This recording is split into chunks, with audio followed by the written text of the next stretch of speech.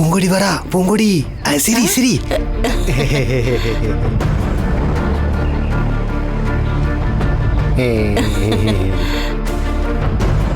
மல்லிகா.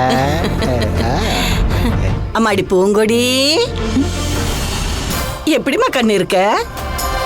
என்ன திடீர்னு என் மேல அக்கறை? என்ன கண்ணு இப்படி கேட்டுட்ட?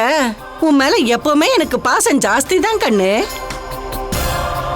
உன்ன மாதிரி ஒரு பொம்பளை பிள்ளை இருந்தா யாருக்கு தான் பிடிக்காது? உங்க அண்ணனுக்கு தான் பிடிக்காது. ஆமாயா, கரெக்டா சொன்ன. தேங்க்யூ.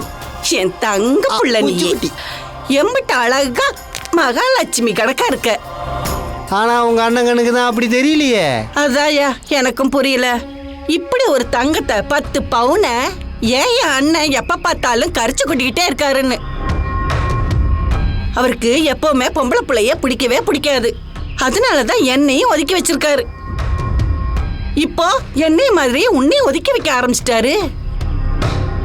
உன்ன மாதிரி ஒரு தங்கம் எனக்கு இருந்துச்சுன்னா நான் என் கண்ணுக்குள்ள வச்சு பாத்துக்குவேன். உள்ளங்கையில அடுக்க வச்சு சமைச்சு கொடுப்பேன். ஆனா ஒண்ணு, ஆண்டவன் எனக்கு அந்த குடுப்பனைய குடுக்கலையே. உனக்கும் தான் கண்ணு. இப்ப மட்டும் என்ன கெட்டு போச்சு? பூங்கொடி சரின்னு சொல்லட்டும், நம்ம வீட்டுக்கு கூட்டிட்டு போய் தங்கம் தங்கமா கொட்டுவோம். ஆமா தாயி, நீ எனக்கு மருமகளா வேண்டாம், மகளா வந்தா போதும். அந்த மகமாயி என் வீட்டுக்கு வந்ததான்னு நினைச்சு உன்னை பூஜை ரூம்ல வச்சு பாத்துக்குவேன்.